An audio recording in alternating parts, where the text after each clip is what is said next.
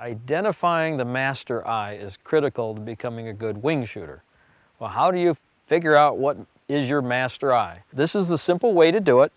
Just lift the cardboard roll right to your eye and look at the object that you're pointing at. Now, if you can see through this, you'll be looking at my right eye. I'm right eye dominant. All right? So that's step one.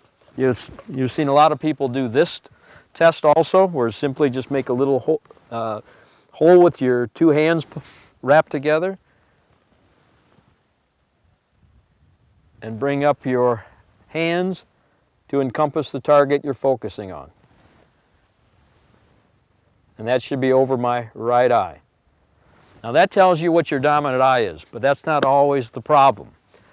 A lot of folks today have to deal with either the opposite eye being dominant, or the toughest one to read is if you have a problem called central vision, where actually you line up the gun on your nose when you mount your gun. And I'll try to demonstrate it with your index finger. I have the student point at me as the target, and this still should be over my right eye. Now I'm going to veer the way a central vision would be. The left hand will actually move to the nose, so right eye dominant, and then central vision is both eyes working at equal strength. And when you're central vision, you line the gun up on your nose. As a right-handed shooter, that means you're always going to shoot up the left side of every target, which can sometimes help you and more often than not hurt you. Once a wing shooter has identified their dominant eye, or if they have any problem with central vision, or if they're left eye dominant, once you've keyed in on the correct dominant eye, you're going to often be asked, what shoulder should I shoot from? The eye that's dominant or the opposite one? The missing link there is, I always say, you should shoot from the shoulder that you feel the most coordinated from, and we'll fix the eye. And you go, how do you fix the eye? Well, the simplest tool, and I think one of the most effective, is actually putting a little piece of tape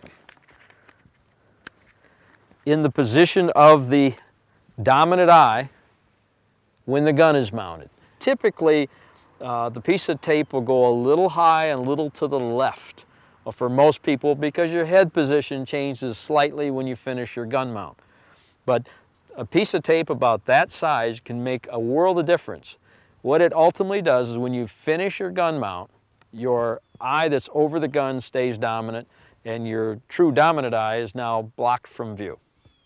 We'll try to demonstrate, and you need a helper to do this. I've got a very empty gun here. I'm going to point it at the camera and then pull the muzzle to my left eye when I close my right, and I'm going to have my esteemed colleague here come in and put the piece of tape in the right spot.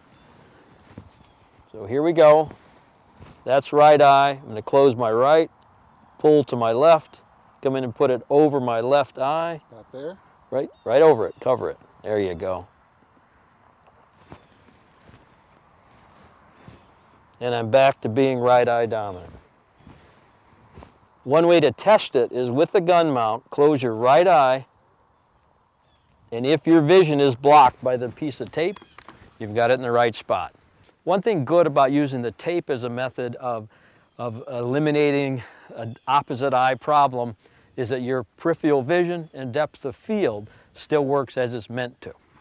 So I still have good peripheral vision, I can see my hand, but the ideal situation is when the gun is mounted, my left eye cannot take over dominancy if my left eye was dominant.